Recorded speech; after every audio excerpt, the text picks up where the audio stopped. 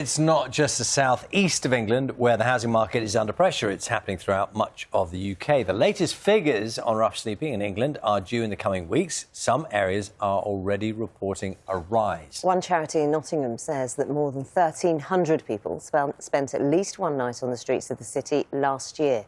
That's an increase of 85%. Our reporter Jeremy Ball has more. Are we all right to just open up the bag a little bit? Imagine spending a night like this. 5 a.m. in the centre of Nottingham. We've got concerns about your health. Jack and Reese are checking this man's still breathing. Car parks are the bane of our lives, aren't they, really? Nottingham's street outreach team does these welfare checks every night of the year, but there are still surprises. Someone's left their belongings, including their dog, on the street. Seeing that massive dog without an owner was quite unusual. They might have they've probably gone to score, to be honest. At the Royal Concert Hall, two men who've moved here from out of town.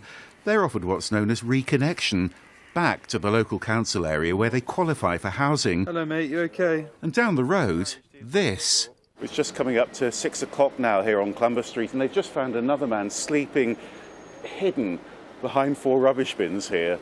This man's just been released from prison with nowhere to go. We can definitely try and vouch for you. Behind the Victoria Centre, this man said he had to leave supported accommodation because he wasn't getting the help he needed. Why am I not high priority? I've got mental health issues. He wants rehab for alcohol addiction, and he's turned down the council's offer of a private tenancy. I don't want private accommodation. I want supported accommodation. I need help. I need support. I need, like, a key worker or somebody. It's been really cold, hasn't it? What's it been like here on the street? It's freezing, but obviously I can't even get into, like, an emergency. You know, like these night places, yeah, because they reckon all they're full. Outside this charity shop, a couple who've hit rock bottom. They've been sleeping rough for months. Most people that we do see, we can get them into accommodation. Problem is there is long waiting lists at the minute.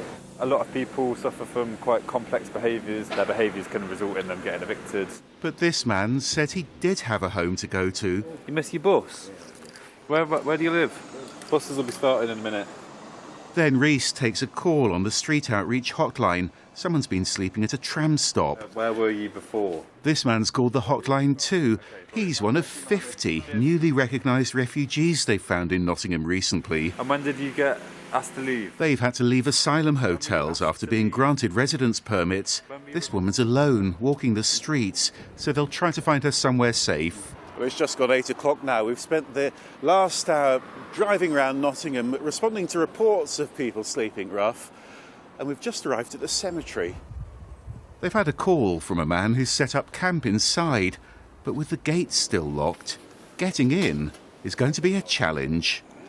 If you're an entrenched rough sleeper, paying your bills, dealing with letters can be quite difficult. And it's those difficulties that people face that cause them to go back onto the streets. We can see people anywhere. At the tram stop, the person reported sleeping rough has gone, and this is about so much more than tackling homelessness. It's about rebuilding shattered lives.